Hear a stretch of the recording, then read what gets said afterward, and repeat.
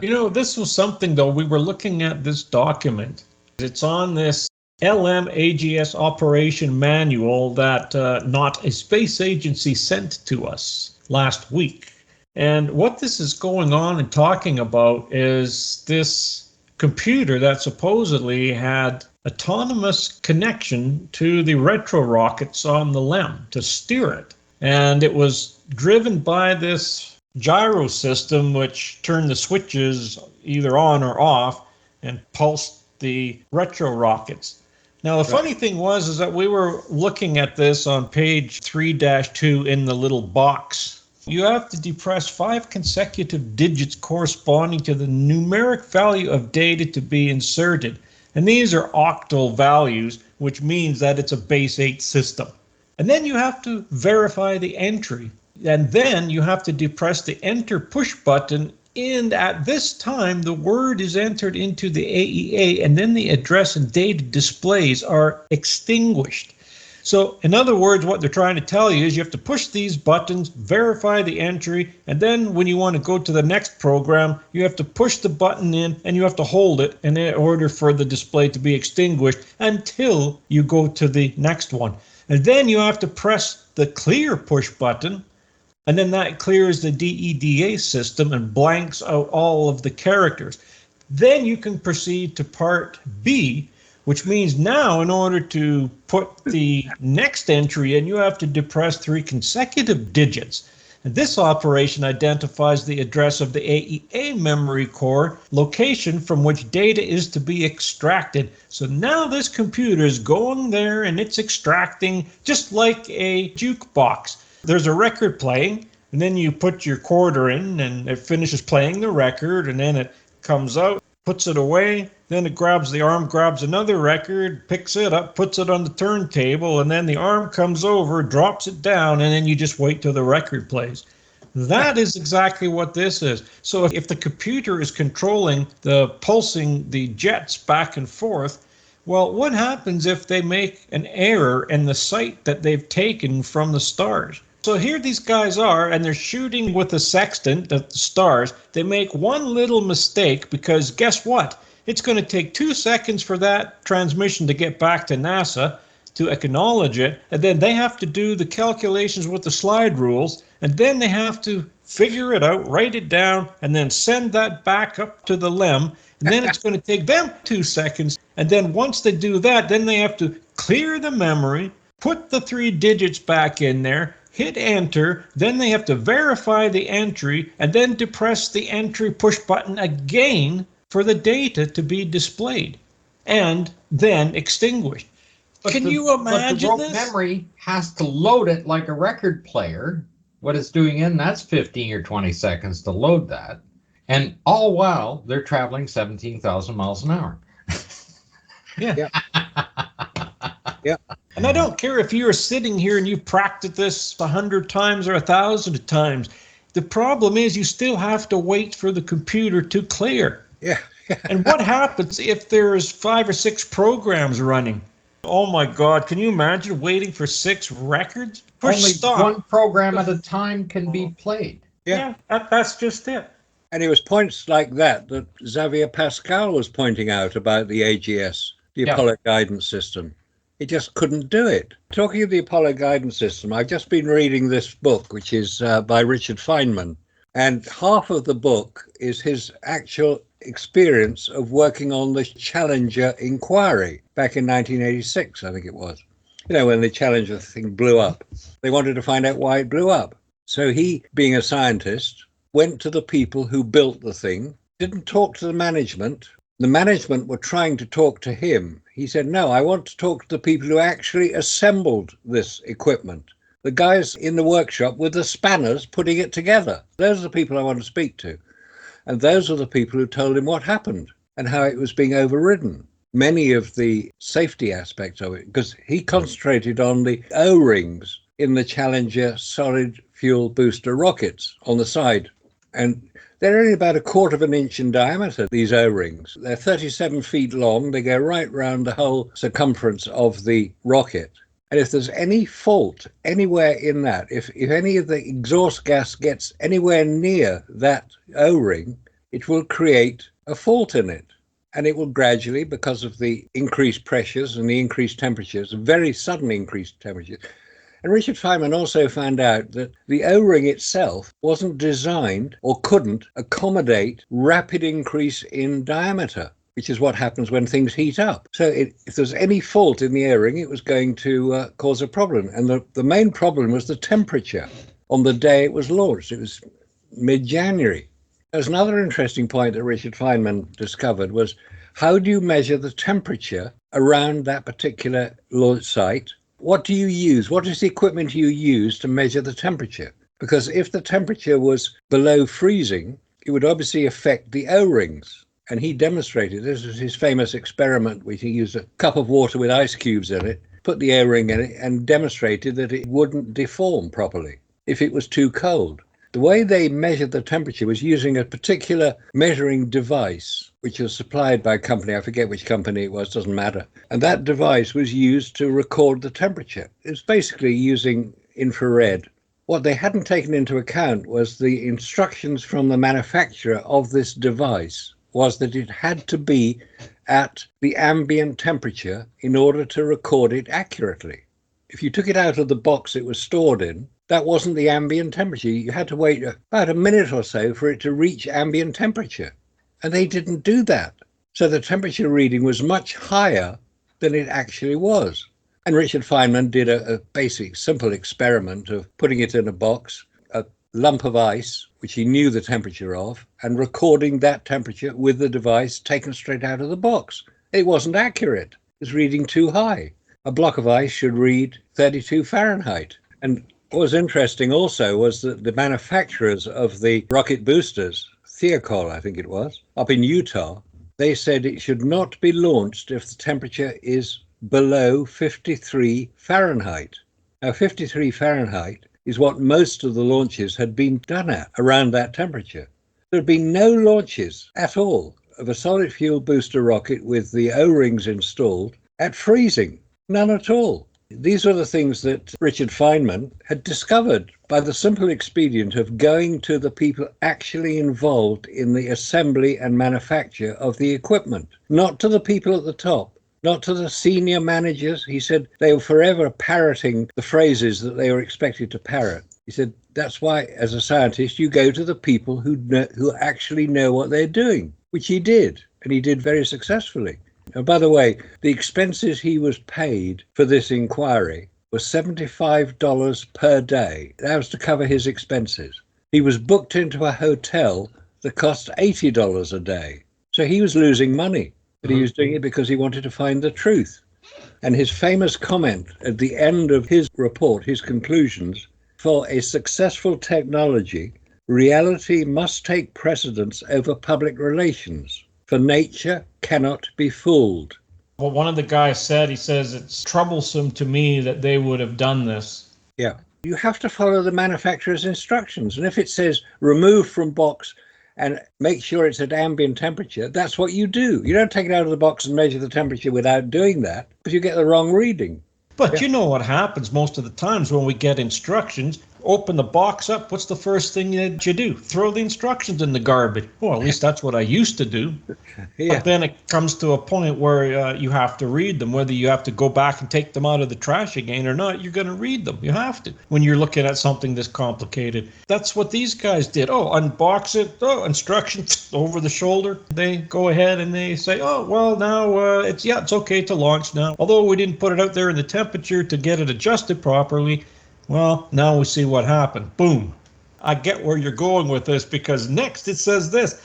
Acoustic spectra generated by the rocket exhaust plumes are characteristically broadband in their distributions. A representative rocket engine sound spectra is depicted in Figure 2, which generally rocket engine spectra indicate that are some kind of mid-frequency anywhere from 10 to 100 hertz band containing most of the energy. So it depends on the frequency again. It depends on the frequency, and a rocket engine has a full range of it. It has a roll-off of low frequencies from 10 hertz and a rapid roll-off at high frequencies at 10,000 hertz. Wow, talk about shaking your organs to liquid. So my question is, how are these astronauts, 3 of them, sitting on top of that Saturn V rocket? How is their bodies not being liquefied? Like I said, the vibration of the sound is the effect of pulling 10 Gs in each direction. We're not talking about the actual decibel of the sound. We're talking about the frequencies. It would shake their guts to bits. It would liquefy your organs. Yep. I have said that repeatedly.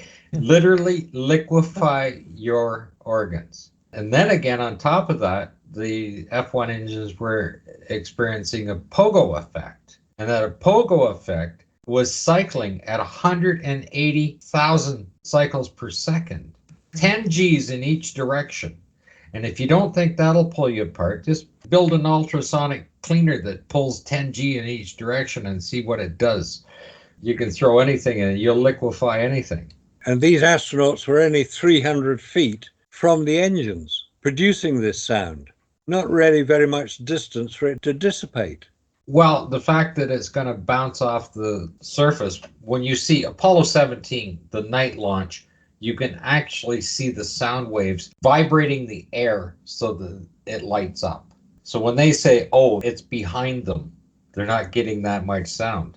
Even if you reduce the sound by 80%, it's still enough to kill you. And that's what people need to understand on the scale what a sound is. If you're 205 decibels and you bring it down to 180, that's an 80% reduction in sound volume. Because when you go from 180 to 190, that's twice as loud. Yeah. When you go to 200, that's 4 times as loud. So NASA knew about it. They knew that sound could be deadly to an astronaut, but they didn't do anything about it. Nobody was in those rockets. I think that confirms the presence of the underground chamber that they all went into. Exactly. That was protected against the whole rocket blowing up. It would be protected against virtually every other problem that they would have, especially sound. So they could sit in their underground armchairs and experience it taking off, and it wouldn't be affecting them. But if they were up in the capsule on top of the rocket and it took off, they'd be dead before they got off the launch pad. NASA-loving psychopath and the rest of his clique, well, they'll say, well, haven't you ever sat beside a window in a jet aircraft on your way to some other country? You can't hear the engines, can you? They're not as loud inside as they are out. Well, have you ever sat right beside an engine? They are quite loud, even if you're inside the plane.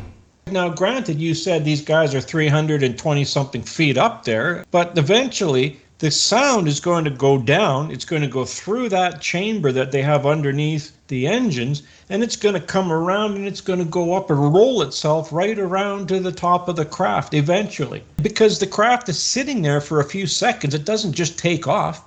But again, it's not just the sound level, it's the shaking, it's that resonance. And I don't know how it's not shaking that capsule clean off of that rocket. You've got 2 different kinds of fuel and 2 different speeds that they're expanding at. Jet engines, the expansion of the fuel, giving that thrust out there is quite a bit slower coming out, and it's variable. Hypergolic fuel, as soon as it contacts each other, it expands at the same rate. It expands at 12,500 miles an hour. That's the expansion rate of it. It doesn't change. Even if you think you throttle it down, the expansion rate's the same. So now you're, 15 times the speed of sound. That's why it crackles the way it crackles. The best microphones cannot pick up the true sound of the rocket engine when it's doing it, and they're 10 miles away from it when they're recording it, and it's that loud. But that's where the problem is. It's exiting 15 times the speed of sound. 12,500 miles an hour is what it's coming out at. That's where that sound is coming from. And now you take the volume, if it's supposed to be an F1 engine, I don't believe that they pulled 1.5 million pounds of thrust. If they pulled 500 or 600, that's fine. And you're already getting the sound volume at that level that Robert was talking about, 204 decibels at 650,000 pounds of thrust. Well, that's probably what they were putting out. Because if they're putting out 1.5 million pounds, wow. You know? It's probably up to about 220 decibels in reality. So what was the total that it was actually putting out? The total of them to only hit 205 decibels. That's quite a bit. Why they only allowed people to be within 10 kilometers. 10 kilometers. That's quite a long way. 10 kilometers, yeah. Yeah. The sound level at that distance was 134 decibels. That's quite high. At 140 is what they use for police to push back crowds with, at 140 decibels. Yeah, but does this make sense to you? It says a common myth at the time was that the sound waves from the Saturn V engines were so powerful that they melted concrete on the launch pad and set fire to grass a mile away. Both were false. NASA's measurement at the time captured the launch noise at 204 decibels. Well, that article I just read said it was 204 decibels at 600,000 pounds. The Saturn V was 7.5 million pounds. So what's going on here? They're lying through their teeth. Yeah, never a straight answer. Maybe they can't record above 205 decibels. And I don't care if they said the vibration took dry grass and set it on fire. Physically, you can see it's vibrating the air enough to make it turn to light. It's vibrating to light it up. If it can do that, yes, it can vibrate dried grass and set it on fire. Well, here's another one here. It says, yes, had the astronauts been standing beside the 5F1 1.5 million pound thrust rocket engines of the first stage at launch, the 220 decibels would probably have killed them, but maybe not before the other things, such as the blast of hot combustion gases pouring out the engine's belt. Now we're at, what, 220 decibels. So I wonder what it is. There's a story of two guys that were hiding behind the building and peeking around to watch it launch. Yeah.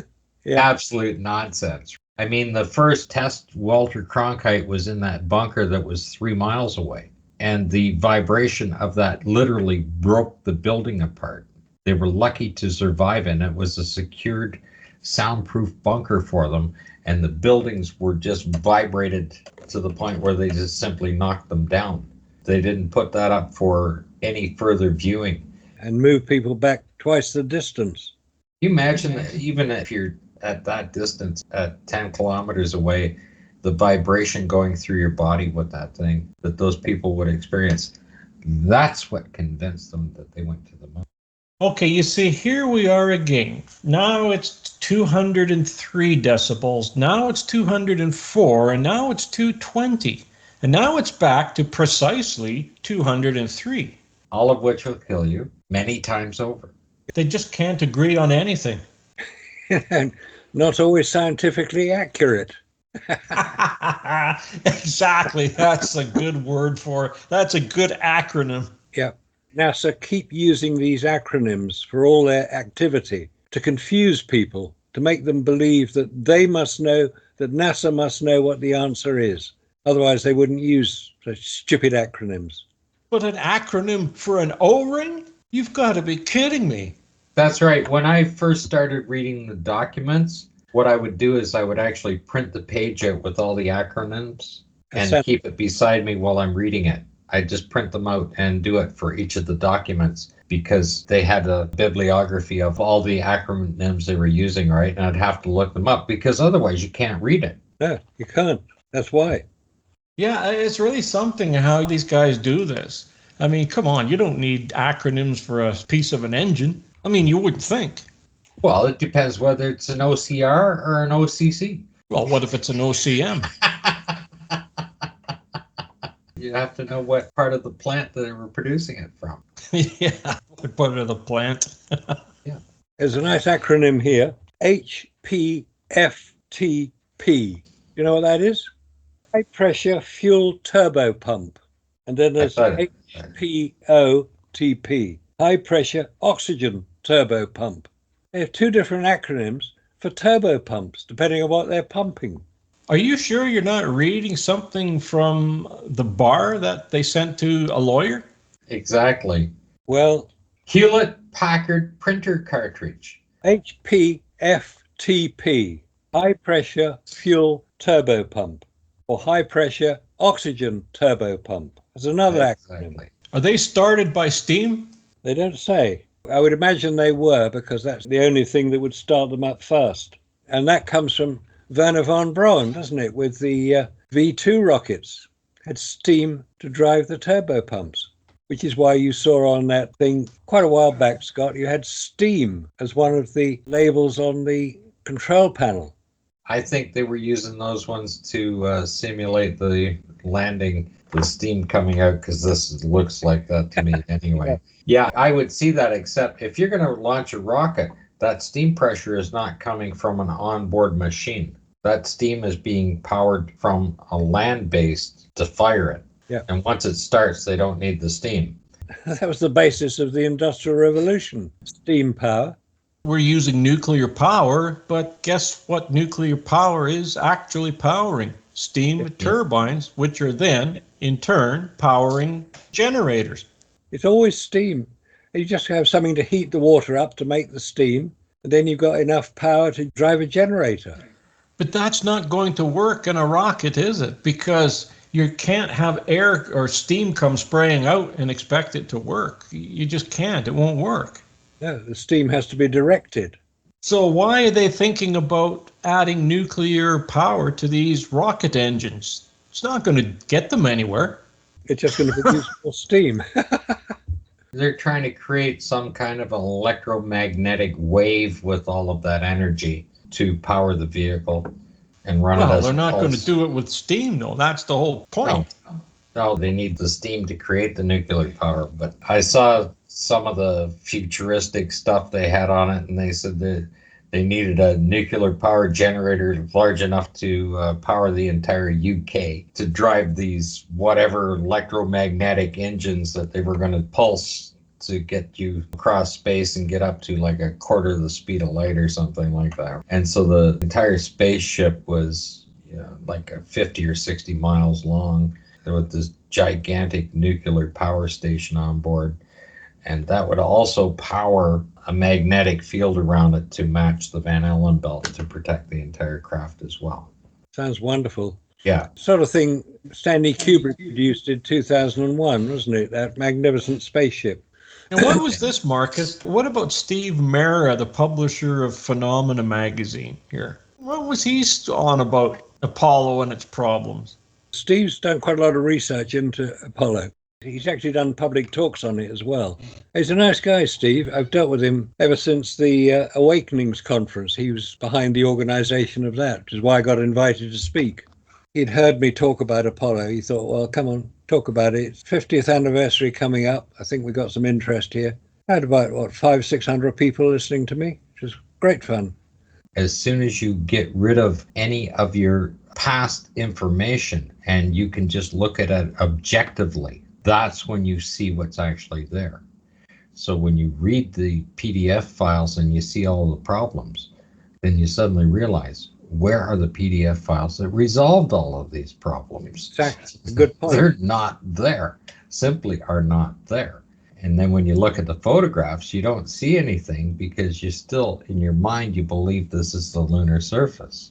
You believe that that vehicle that they landed in actually worked because you were told it works. And then when you look at it more closely and you realize that everything that's supposed to happen with this vehicle didn't happen. No blast crater, no compression on the legs. The fact that they claim that they released all of the residual fuel by using an explosive bolt to cut all of them at the same time. There would have been an explosion because you're mixing the two fuels together at the same time. Yeah. It's just a technical error that they put in the document. Yeah, but they say, you see some of these guys, it's not going to do that because it's a vacuum. No, as soon as the fuel's mixed, the lines are side by each. No different than releasing it into the exhaust nozzle and it expanding there. The releasing the residual off all at once, it should catch fire because it burns whether it's in an atmosphere or not. Yeah, that's why it's chosen. It works in a vacuum.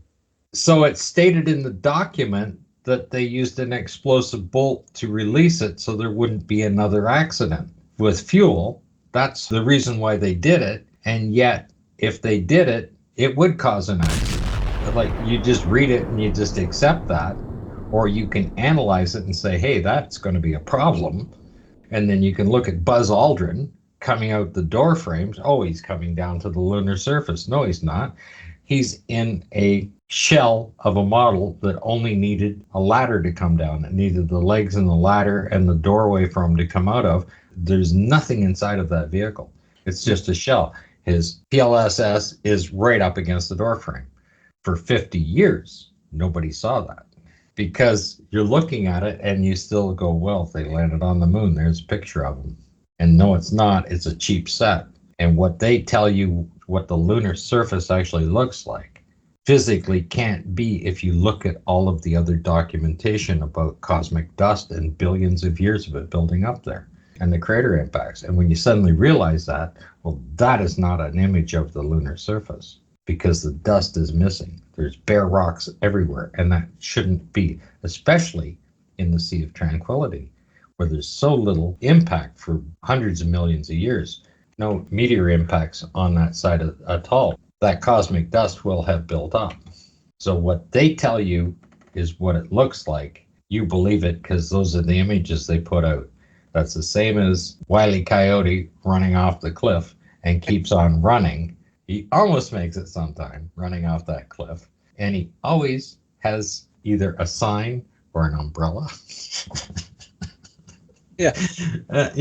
Like those just appear. But every cartoon since that was created, those kind of physics were created in a cartoon are repeated in every other cartoon. Yeah. And you believe it because you've seen it before. They created those physical properties in a cartoon, and everybody else picks up on them because that's their physical world that they live in. Well, NASA has created, with all of these images, what the lunar surface looks like. They created how men would move on the lunar surface with the hop, hop, hop, and everything else. They did all of that. They created a spacesuit. So what do? Prada makes a spacesuit. It looks just like the Apollo spacesuits because in your mind, that's what a so-called real spacesuit that works looks like. But whether it does or not is quite another matter. Well, it works on the imagination. Imagination. That's the part where it works. And imagination becomes reality. So says the BIS. Yeah, that's what they've been doing for 91 years. Exactly. So if you repeat it often enough, it becomes reality because your imagination has taken over. Yeah, but it doesn't mean to say it works. No. Because nature cannot be fooled. Right. And I do realize that people have a difficult time to remove all of our preconceived concepts of this, to then look at the documents, to look at the photographs. And it took me a few years.